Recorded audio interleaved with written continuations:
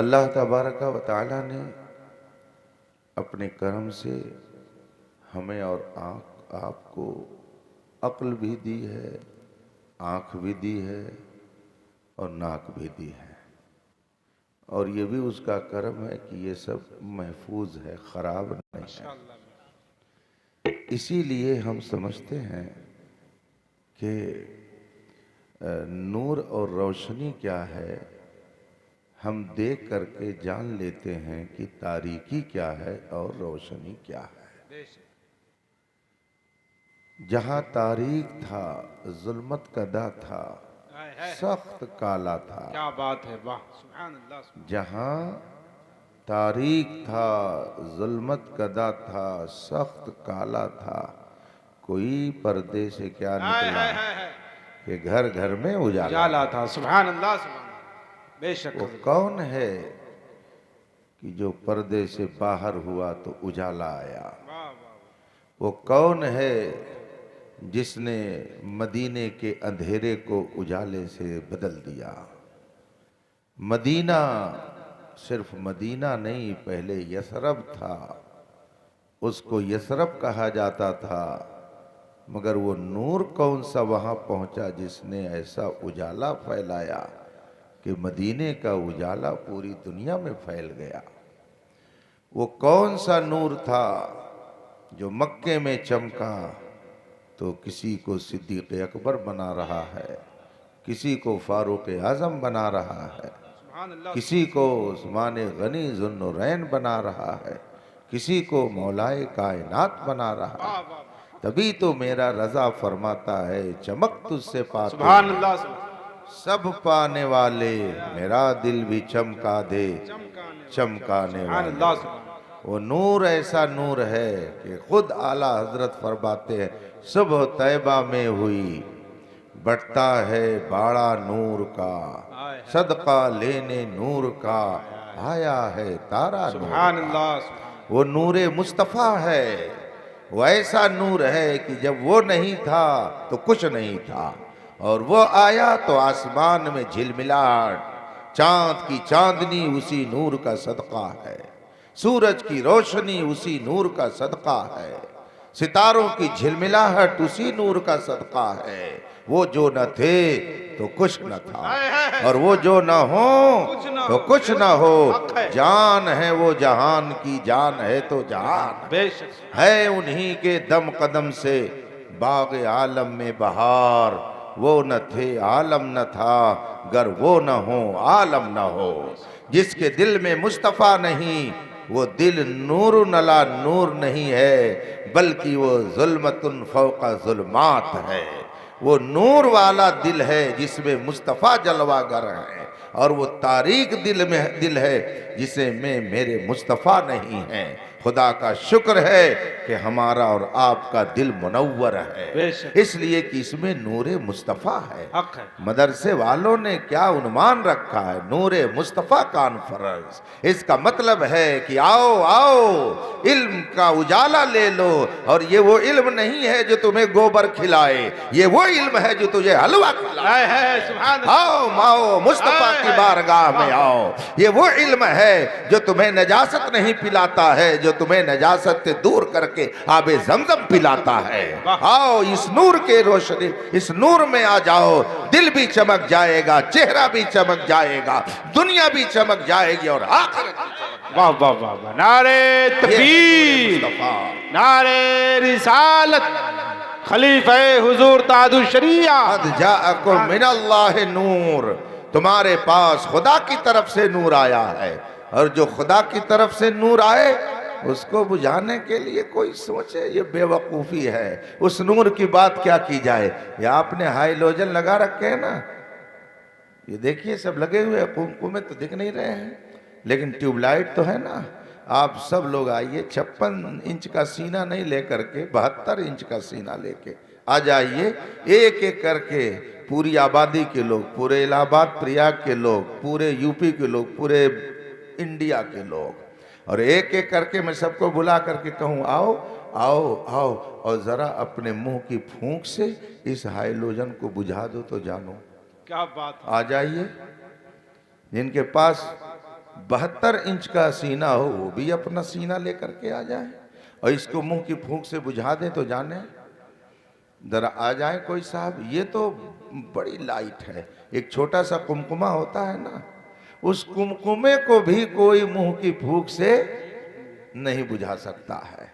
आप भी इसको देख रहे हैं, सब लोग मिल करके चाहें कि अगर इस नूर को बुझा दें, मुंह की फूंक से तो नहीं बुझा सकते हैं। ये दुनिया की कंपनी में इंसानों के हाथ से बना हुआ एक नूर है। नूर का माना रोशनी होता है, एक नूर है। जब इस नूर को आप अपने मुंह की फूंक से नहीं बुझा सकते हैं तो जो नूरे मुस्तफ़ा है उसे भला कौन अपने मुंह की फूंक से बुझा सकता है।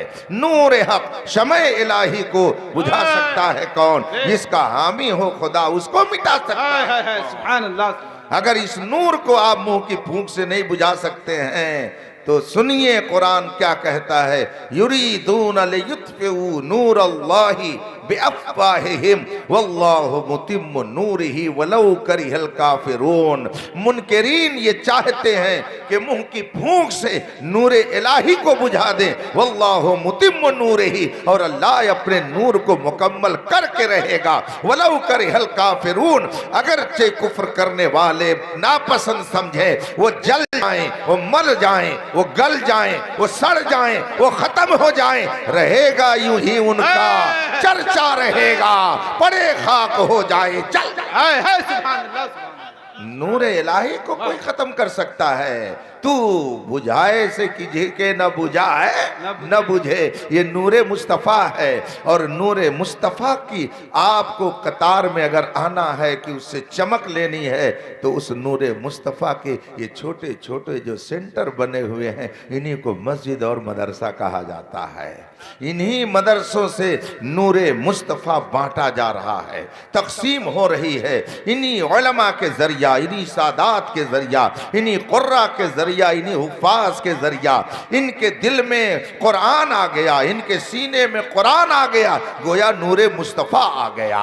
इनके सीने में इल्म इलाही आ गया, इनके सीने में इल्म दीन आ गया। इसका मतलब है कि नूरे मुस्तफ़ा आ गया। और जब नूरे मुस्तफ़ा से दिल जगमगाएगा तो इंशाअल्लाह कब्र में जाने के बाद अंधेरा नहीं रहेगा।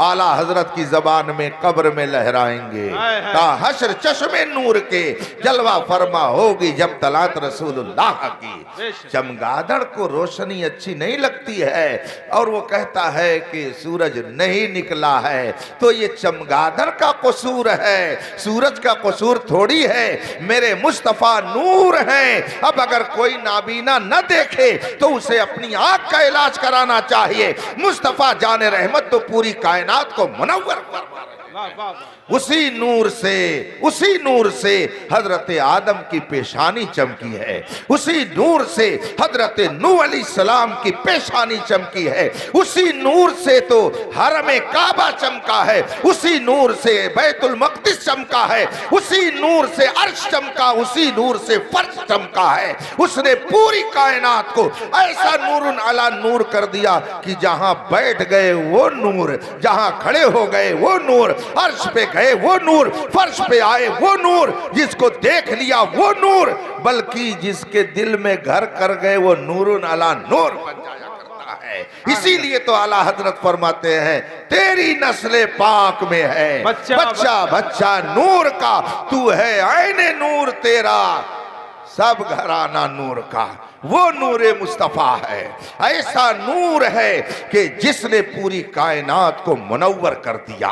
ऐसा नूर है कि जो उस दायरे में आ गया वो खुद ही चमकता दमकता हुआ आफताब व माहताब बन गया। हिंदुस्तान में मेरे ताजु शरिया पर उस नूर ने जब अपना जलवा गरी की तो ऐसा बेमिसाल बनाया, ऐसा बेमिसाल। जब नबी के गुलाम पर नूरानियत का ये आलम है कि अक्ल हैरान है, लोग परेशान है और कहने पे मजबूर है कि जब उनके गदा भर देते हैं शाहाने जमाना की झोली, मुहताज का जब ये आलम है मुख्तार का आलम क्या होगा। जब नूर बटोरने वाले नूर पाने वाले, नूर की झलक हासिल करने वाले की नूरानियत ऐसी है तो जो सरापा नूर बन करके आया है उसकी नूरानियत का अंदाजा कौन लगा सकता है।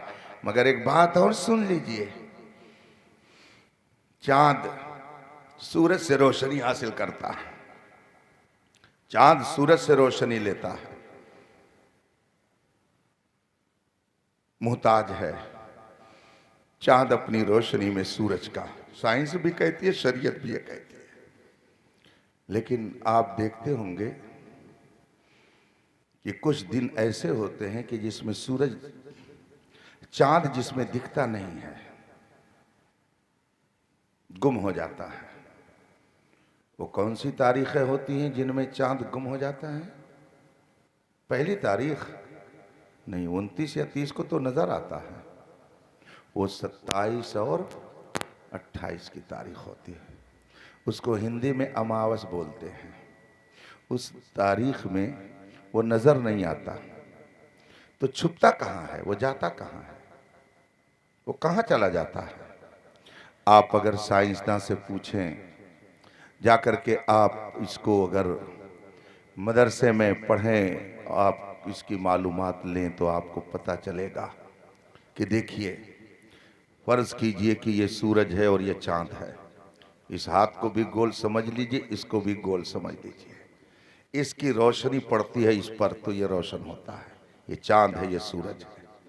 लेकिन आपने देखा होगा कि ये चांद जैसे नाखून होता है ऐसे दिखता है पहले दिन। उसकी वजह क्या होती है? ये बिल्कुल जैसे एक प्लेट पर दूसरी प्लेट रख दी जाए और थोड़ी सी एक प्लेट को खिसका दिया जाए और किनारा नजर आने लगे, तो यही हाल होता है चांद और सूरज का। ये सूरज है, ये चांद है, थोड़ा सा खिसका तब ये चांद नजर आ गया। और जब 27-28 की तारीख होती है तो ये चांद बिल्कुल सूरज के गोलाई के, उसका जो दायरा उसके बराबर हो जाता है, उसके मुकाबिल में आ जाता है। और जब चांद सूरज के बिल्कुल मुकाबिल में आ जाता है तो सूरज की रोशनी इतनी तेज होती है कि उस रोशनी में ये चांद गुम हो जाता है, इसीलिए वो नजर नहीं आता है। देखिए, इस फलसफे को समझिए कि जब तक चांद दूर रह करके उससे फैज लेता रहा तो उसका वजूद बाकी था, और दूर रह करके फैज लेता रहा तो आधा दिखा, फिर और दिखा, फिर और देखा। और जब उसने आंख दिखाना शुरू कर दिया सूरज को और उसके बिल्कुल मुकाबिल में जाने की कोशिश करने लगा तो खत्म हो गया, उसका वजूद खत्म हो गया। इससे याद रखिए कि अगर आप किसी से फैज ले रहे हैं तो उसको आंख कभी मत दिखाइएगा, वरना वजूद खत्म हो जाएगा, वजूद मिट जाएगा। चांद की चांदनी सूरज से हासिल करती है रोशनी में, मगर 2 दिन उसने आंख दिखाने का अपना मंसूबा बनाया तो 2 दिन वो गुम हो गया, चांद नजर नहीं आता है। इसको तफसील से आप जाकर के पढ़ लीजिएगा किसी कॉलेज यूनिवर्सिटी में, या किसी आलिम से जो हैत का जानने वाला, वो आपको और समझा देगा। और जहां दूर रह करके उसने फैज लेना चाहा उसका वजूद बाकी रहा। तो अब अगर किसी से आप फैज ले रहे हैं और उससे बिल्कुल मुकाबला आराई करने लगेंगे तो आपका वजूद खत्म हो जाएगा। और अगर आप अपने वजूद को बाकी रखना चाहते हैं तो थोड़ा फासला बना के रखिए, अदम मलहूज रखिए। इसीलिए जो नूरे मुस्तफा से टकराने की कोशिश करता है उसका वजूद खत्म हो जाता है, और जो वहां से फैज लेना चाहता है वो कभी अबू बकर बन के चमकता है, कभी फारूक आजम बन के चमका, कभी जुन्नुरैन बन करके चमका, कभी मौलाए कायनात बन कर चमका, और हिंदुस्तान में कोई अहमद रजा बन के चमका, कोई मुफ्ती आजम बन के चमका, कोई हुज्जतुल इस्लाम बन के चमका, कोई मुजाहिद मिल्लत बन के चमका, कोई हाफिज मिल्लत बन के चमका, और कोई ताजुल शरिया बन के चमका, और कोई इस वक्त मुहद्दिस कबीर बनकर चमक रहा है। नारे तकबीर, नारे रिसालत, नूरे मुस्तफा कॉन्फ्रेंस। बहुत अबू जहल टकराया, वजूद खत्म हो गया। अबू लहब टकराया, वजूद खत्म हो गया। उतबा शैबा टकराए, वजूद खत्म हो गया। आज भी देख लीजिए, जो उनसे टकराता है वो चूर चूर हो जाता है, उनका वजूद खत्म हो जाता है। मगर मेरे मुस्तफा की अजमत का सिक्का हालत यह है कि अर्श पे ताजा छेड़छाड़, फर्श पे तुरपा धूमधाम, कान जिधर लगाइए तेरी ही दास्तान है। इसलिए रफीकान मोहतरम, हमको परेशान होने की जरूरत, घबराने की जरूरत नहीं है। हम इस्लाम को इसलिए नहीं मानते हैं कि हम इस्लाम की सेफ्टी करेंगे। हम इस्लाम को इसलिए नहीं मानते हैं कि हम इस्लाम की हिफाजत करेंगे। हम क्या इस्लाम की हिफाजत करेंगे?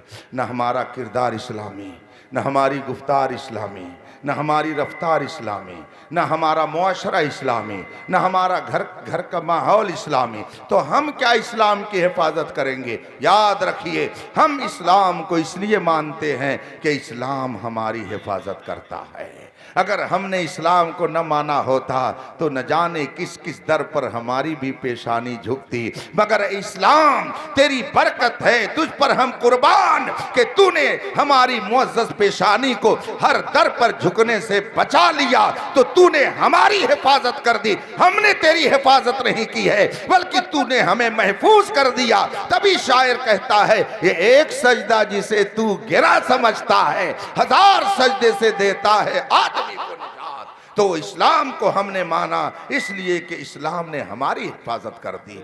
अगर हमने इस्लाम को न माना होता तो हम भी पता नहीं क्या क्या खाते। अभी तो आए तो पता चला काजू भी मिल गया, बर्फी भी आ गई, मिठाई भी आ गई। अगर इस्लाम को न मानते तो हो सकता है ऊंट की मेगनी खाते, हो सकता है गधे का गू खाते, हो सकता है हम कुत्ते का पेशाब पीते, हो सकता है खिंजीर का गोश्त खाते, हो सकता है सांप खाते, जैसा कि और लोग खाते हैं। है इस्लाम, हमने तुझे माना, तूने हमें पाकीज़ा ग़िज़ाएं अता फरमा दी और गंदी ग़िज़ाओं से तूने हमारी हिफाजत। हक है तो समझिए आप। और अगर हमने इस्लाम को न माना होता तब तो फिर आप तसव्वुर में चले जाइए, हम इसी तरह नंगे कुर्सी पर बैठे होते और आप सब देखते तो कितना मजा आता। आहा, कितना मजा आता। समझ समझ के समझ को समझो, समझ समझना भी, हाँ, समझ समझ करके जो न समझे, हाँ, मेरी समझ में वो ना समझ है। बात समझ रहे हैं ना?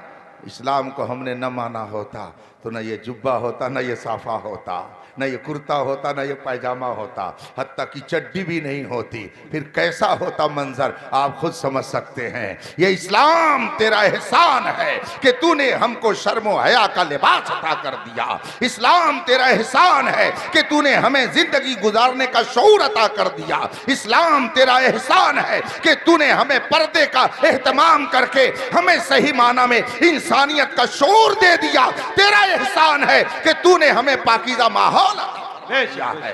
तो हम इस्लाम को इसलिए नहीं मानते कि हम इस्लाम की हिफाजत करते हैं, हम तो इस्लाम को इसलिए मानते हैं कि इस्लाम हमारी हिफाजत। और यहाँ तो हिफाजत इन चीज़ों से, अगर एक एक चीज़ को बताता जाऊँ सुबह हो जाएगी। और कल मैदान महशर में वो हमको बचाएगा सूरज की तपिश से, ज़मीन की तपिश से, जहन्नम के अजाब से। ये सारे अजाब हमसे दूर रहेंगे और हम मुस्तफ़ा से करीब होकर के जन्नत की बहारें देखेंगे। इसीलिए तो आला हजरत ने फरमाया, उन्हें जाना, उन्हें माना, न रखा गैर से काम, लिल्लाहिल हम्द में दुनिया से मुसलमान। नारे तकबीर, अल्लाहु अकबर, नारे रिसालत, या रसूल, मसलके आला हजरत, जिंदाबाद, नाज़िरे अहले सुन्नत, जिंदाबाद, ताजुल फक़हा, जिंदाबाद। कुरान कहता है, कुरान कहता है, इन्न हाज़ल कुरान यहदी लिल्लती है अक़वम। बेशक कुरान सबसे सीधी राह की हिदायत करता है। ये हाईवे है, ये पगडंडी नहीं है, ये देहाती रास्ता नहीं है, सीधी सड़क ये शहरे शफात नगर की है। कुरान कहता है इन हैदल कुरान यहदी लिल्लती हिय अक़वम, कुरान सबसे सीधी राह की रहनुमाई करता है। कुरान हर मामले में वो रास्ता बताता है जिससे आदमी मंजिल मकसूद तक पहुंच जाए। ये हाईवे है, नेशनल हाईवे कि जिस पे परेशान होने की जरूरत नहीं है, 120 की रफ्तार से चलते चले जाइए, इसलिए कि ये नूरे मुस्तफ़ा लेकर के चल रहा है, नूरे मुस्तफ़ा लेके चल रहा है। और उस नूर की तो ऐसी स्पीड है कि कभी फर्श पर, कभी अर्श पर, कभी उससे भी आगे है जलवागर। ये नबी हैं जिनके हैं ये मकाम, वो खुदा है जिसका मकान नहीं। वो नूर इतनी स्पीड से चलता है कि धन में मदीना, धन में मक्का, धन में जमीन पर, धन में आसमान में। तभी तो कहा कहने वाले सुना है आप हर आशिक के घर तशरीफ लाते हैं, मेरे घर में भी हो जाए चरागा या रसूल अल्लाह। ये चरागा होगा तो रोशनी होगी कि अंधेरा रहेगा? अल्हम्दुलिल्लाह हम लोग अंधेरे वाले नहीं हैं, हम लोग उजाले वाले हैं, इसलिए कि कुरान नूर है, साहिब कुरान नूर है। कुरान जिस नबी के ऊपर नाजिल हुआ वो लाने वाला जिब्रील नूर है, खुदा नूर है। और जिस नबी पर उतरा वो तो नूर है ही है, उनका सारा घराना। अल्लाह तबारक व तआला हमें इसी नूर में रहने की तौफीक अता फरमाए। इस्लाम बहुत शानदार रास्ते की रहनुमाई करने वाला खुदा का निज़ाम है। कुरान उसी निज़ाम की तालीम है। कुरान सिर्फ घर में रखने के लिए नहीं है। जैसे बाज़ लोग समझते हैं कि बुखार अगर आ जाए तो तावीज़ पहन लो, हो सकता है बुखार दूर हो जाए। तो कुछ लोग समझते हैं कि आज से बला ना आने पाए, इसलिए घर में एक खूंटी गाड़ दो और उसी में कुरान लटका दो, पूरे घर को तावीज़ पहना दो। तो कुरान सिर्फ घर को तावीज़ पहनाने के लिए नहीं है, कुरान पढ़ने, पढ़ाने और उस पर अमल करने के लिए है। कुरान पढ़िए तो आपको आज के हालात के मुताबिक सब कुछ मिल जाएगा, सारी रहनुमाई मिल जाएगी। वक्त होता तो मैं आपको तफसील से बताता। ये जो हालात आपके सामने हैं ये कोई नए हालात नहीं हैं, इससे गंभीर हालात भी आए हैं, लेकिन नूर हक शमे इलाही को बुझा सकता है कौन? जिसका हामी हो खुदा उसको मिटा सकता है कौन? एक मर्तबा सहाबा ने हुजूर से जिक्र किया, या रसूल अल्लाह, जब हम हक पर हैं, ये अल्लाह को एक मानते, आपको उसका नबी मानते हैं, कुरान मानते हैं, हम आखिरत को मानते हैं, आप जो फरमा रहे सब मानते हैं, तो आखिर क्या वजह है? ये सहाबा ने हुजूर से पूछा क्या वजह है कि आखिर बड़ी बड़ी मंडियों पर दूसरों का कब्जा? क्या वजह है कि अच्छी अच्छी सवारियां उनके पास? क्या वजह है दंदनाते हुए शहर में बेखौफ वो घूम रहे हैं? आखिर जब हक पर हम हैं तो ये सारी चीज़ें हमको क्यों नहीं मिल रही हैं, गैरों को क्यों मिल रही हैं? उम्दा किस्म के ऊंट, शानदार किस्म के घोड़े, आला किस्म की मार्केट सब कुफारे मक्का के पास थी, हमारे पास तो कुछ नहीं है।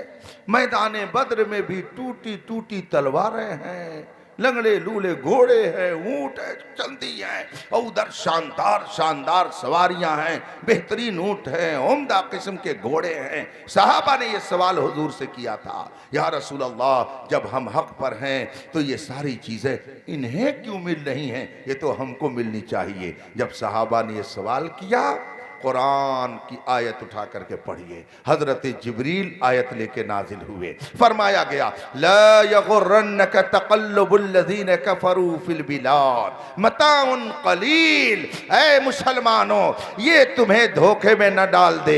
शहरों में दंदनाते हुए फिरने से तुमको धोखे में नहीं आना चाहिए। ला यगुर्रन्नक तक़ल्लुबुल लज़ीना कफ़रू फिल बिलाद, अहले कुफ्र का शहर में दंदनाते हुए उम्दा सवारियों में घूमना ये तुम्हें धोखे में न डाल दे। मताउन कलील, ये बहुत थोड़ी पूंजी है, फिर इनका ठिकाना तो जहन्नम है। और तुम्हारे लिए क्या है? वलकुम फीहा मा तश्तही अनफुसुकुम, जन्नत में अल्लाह ने तुम्हारे लिए सारी बहारें अता बेशक बेशक। इसलिए हजरात मोहतरम, आपको हालात से घबराने की जरूरत नहीं है। बस अपने आप को संभाल के रखिए, अपने आप को संभाल के रखिए। आदमी गलत फहमी का शिकार हो जाता है तो मामला गड़बड़ हो जाता है। अब उसको एक मिसाल से आप समझ लीजिए, उसके बाद मैं अपनी गुफ्तगू को ख़त्म कर दूंगा। मुझे जाना है यहाँ से बस्ती। अभी मैं हाईवे पे जाऊंगा और उसके बाद में उतरूंगा सुरावा से प्रतापगढ़ होते हुए फैज़ाबाद, अयोध्या, बस्ती। फ़र्ज़ कीजिए कि मैं चला यहाँ से आपकी आबादी से, और जो ही सुराव उतरा वहाँ मैंने पूछा कि अरे भाई प्रतापगढ़ भी आने वाला है। तब तक इत्तेफाक से मेरी नज़र पड़ गई एक पत्थर पर लिखा हुआ था प्रतापगढ़। मैंने कहा रोको रोको रोको रोको, प्रतापगढ़ आ गया। ड्राइवर ने कहा नहीं हजरत, प्रतापगढ़ नहीं आया है। मैंने कहा अरे वो देखो लिखा हुआ है प्रतापगढ़, पत्थर पर लिखा हुआ है प्रतापगढ़, रोको रोको रोको। मैंने उसको ज़रा ज़ोर से कह दिया, उसने गाड़ी रोक दी। अब मैं नीचे उतर गया। अब मैं प्रतापगढ़ का बस स्टेशन तलाश रहा हूँ, प्रतापगढ़ में दुकानें तलाश रहा हूँ जहाँ मैं कभी कभी चाय पीता हूँ। कुछ दिख ही नहीं रहा मुझको, सन्नाटा है। मैं ड्राइवर की तरफ मुंह करके उसको ताज्जुब से देख रहा हूँ कि अरे भाई प्रतापगढ़ ही तो उतरा हूँ मैं, वहाँ तो बोर्ड पे लिखा हुआ था, पत्थर पे लिखा हुआ था प्रतापगढ़, इसीलिए मैं उतर गया।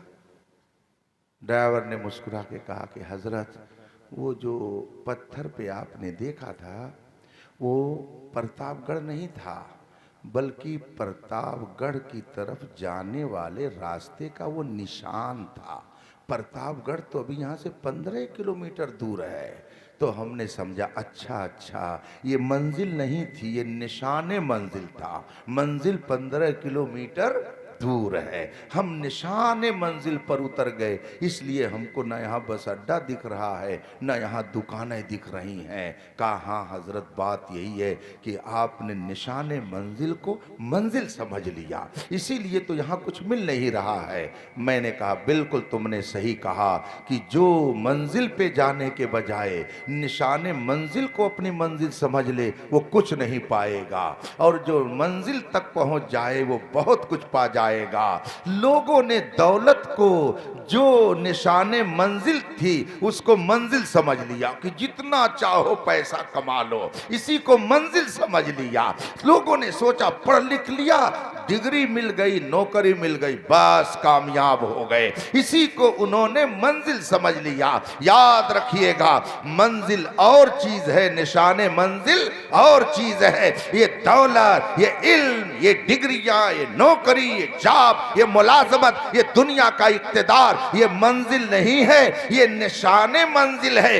मंजिल तो दरबारे मुस्तफा है। जिसने खुद को दरबारे मुस्तफा में पहुंचाया वहां उसे सिद्दीक अकबर भी मिलेंगे, फारूक आजम भी मिलेंगे, उस्मान गनी भी मिलेंगे, मौलाए कायनात भी मिलेंगे, वहीं पर इमाम आजम भी मिलेंगे, वहीं पर गौसे आजम भी मिलेंगे, वहीं पर इमाम अहमद रजा भी मिलेंगे, और वहीं से जन्नत की बहारें भी मिल जाएंगी। उसी दरबार में पहुंच करके खुदा भी मिल जाएगा। तभी तो आला हजरत ने फरमाया बखुदा खुदा का यही है दर, नहीं और कोई मफर मकर। जो वहां से हो यहीं आके हो, जो यहां नहीं तो वहां नहीं। इसका मतलब है ये दुनिया की चीजें, इसको मंजिल मत समझिए, ये मंजिल नहीं है, ये निशाने मंजिल है। मंजिल दरबारे मुस्तफा है। जिसने खुद को मंजिल में पहुंचा दिया उसको सब मिल गया। मेरे आला हजरत ने खुद को मंजिल तक पहुंचाया तो उन्हें सब मिल गया। ताजुश शरिया ने खुद को मंजिल तक पहुंचाया,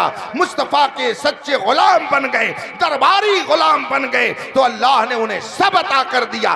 डॉक्टर इकबाल कहता है कि मोहम्मद से वफा तूने तो हम तेरे हैं, ये जहां चीज है क्या लौहो कलम। हाँ तो पैसा खूब कमाइए मगर इसी को मकसद असली न समझ जाइए। खूब पढ़िए, डॉक्टर बनिए, इंजीनियर बनिए, प्रोफेसर बनिए, लॉयर बनिए, जो चाहिए दुनियावी एतबार से बनिए, मगर सबसे पहले मुस्तफ़ा के वफादार बनिए।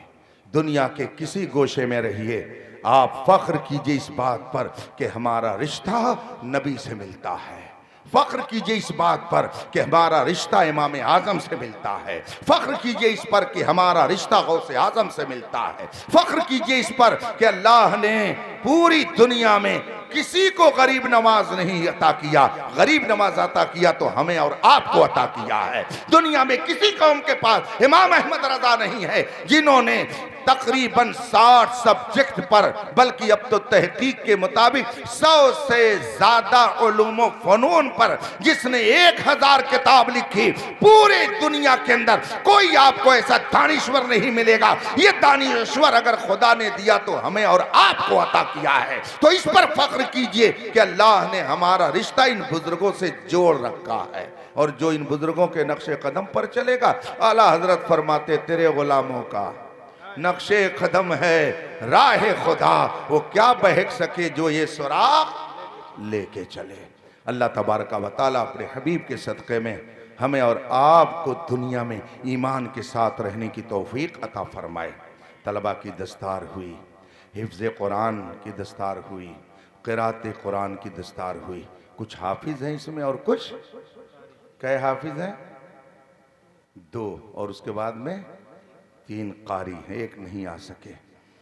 जानते हैं अगर ये फन न पढ़ाया जाए तो आपकी नमाज भी सही नहीं हो सकती है। मैं कभी कभी इस मौजू पर तकरीर करते हुए 2-3 आयतें पढ़ करके लोगों से कभी कभी कुछ पूछ लिया करता हूँ। चलिए चलते चलते आप बता दीजिए ये मैं कहाँ से पढ़ रहा हूँ और कुरान के किस पारे में है। इजा जा नसरुल्लाहि वल फतह व रायतन नास किस पारे में है बताइए? 30वें में आया ना? किस पारे में है? 30वें पारे। सब लोग बता दिए हैं। और देखिए ये तो रिकॉर्ड हो ही गया होगा। मैंने क्या पढ़ा है? इजा जा नसरुल्लाहि वल फतह, यही तो पढ़ा है। अब जरा फिर मैं पढ़ता हूँ और इसको बताइए कि कुरान के किस पारे में ये है। इजा जा नसरुल्लाहि वल फतह, ये किस पारे में है? अब नहीं बोलेंगे। ये किस बारे में है?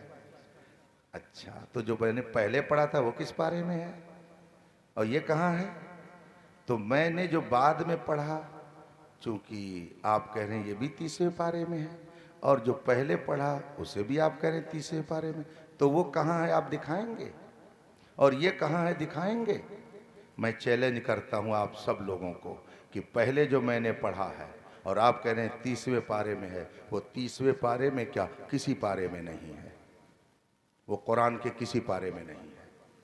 जो मैंने बाद में पढ़ा है ये 30वें पारे में है। पहला वाला 30वें पारे में कहीं नहीं है। इजा जा, इतने कारी कुर्रा उलमा हुफ़ाज़ बैठे, इनसे पूछ लीजिए इजा जा नसरुल्लाह कुरान में आया ही नहीं है। इजा अलग है और इजा, तो इजा जा थोड़ी आया है, इज़ा जा आया है। जो मैंने पहले पढ़ा वो पूरे कुरान में कहीं नहीं है। तो इसका मतलब है कि आप जो कुरान समझ के पढ़ रहे हो वो तो कुरान है ही नहीं। आप कुरान पढ़ते ही नहीं है और कहते हैं कुरान शरीफ पढ़ते बरकत नहीं आती है। आलिम जब पढ़ता है तो बरकत नाजिल होती है, इसलिए कि वो कुरान पढ़ रहा है। कारी कुरान जब कुरान पढ़ता है तब सही ढंग से पढ़ता है, तो कुरान जब सही ढंग से पढ़ा जाएगा तब उस पर रहमत नाजिल होगी। और आप जिसको कुरान समझ के पढ़ रहे हैं वो कुरान है ही नहीं। इसीलिए तो मैं कभी कभी कहता हूँ जिनके मजहब में था शेवे खामोशी, कब से वो लोग अहले ज़बा बन गए। कभी कभी बात आती है, कभी कभी सुन भी लेते हैं, कभी कभी खबर हम भी सुनते हैं क्या हो रहा है, कभी कभी जानने की कोशिश करते हैं तो पता चला वो जो बहुत अपने आप को चर्ब ज़बान समझता है, मीडिया में बड़ा होशियार अपने आप को मानता है, बहुत ही ज़बान वाला समझता है, और जब बयान देगा तो आज वजीर आजम साहिब को फला मोहल्ले में जाने की सख्त जरूरत पड़ गई। तो मैं सोचता हूँ या अल्लाह, जिसको वजीर और वजीर का फर्क नहीं मालूम, जरूरत और जरूरत का फर्क नहीं मालूम, वो कब से जबान वाले हो गए। ये तो खुदा का शुक्र है कि उसने हमें कुरान दे दिया, उस कुरान के जरिया हमने सही तलफ्फुज को सीख लिया है। ये कुरान है। ये कुरान है कि जिससे बोलने का हुनर पैदा होता है, बोलने का तरीका पैदा होता है। अगर मैं बोलूं आज वजीर आजम को फला मोहल्ले फैजाबाद मोहल्ले में जाने की जरूरत है, ये कौन सा जुमला भैया जरा बताइए तो। मगर मौलाना नूर साहब से पूछिए तो कहें आज वजीर आजम को फैजाबाद जाने की जरूरत है। और वो क्या बोलते हैं, आज वजीर आजम को फैजाबाद जाने की जरूरत है। जिनको जरूरत और जरूरत का फर्क नहीं मालूम, वो अपने आप को जबान वाला समझते हैं और हमको आपको बैकवर्ड समझते हैं। लेकिन मैं कभी कभी ऐसे मौके पे कहता हूं, तमीज़े नबाशत कमंदे हवा, उलटने को रोटी उलटती तवा। अरे जबान तुझे नहीं आती थी तो तू अपने आप को जबान वाला समझ रहा है, और ये जो बचपन से जबान सिखाते हैं इनको तुम बेजबान समझता है। नहीं, बात क्या है, वक्त ने हमको निकम्मा कर दिया, वरना हम भी आदमी थे काम के। वाखिर दवाना अनिल हम्दुलिल्लाह रब्बिल आलमीन। अस्सलाम।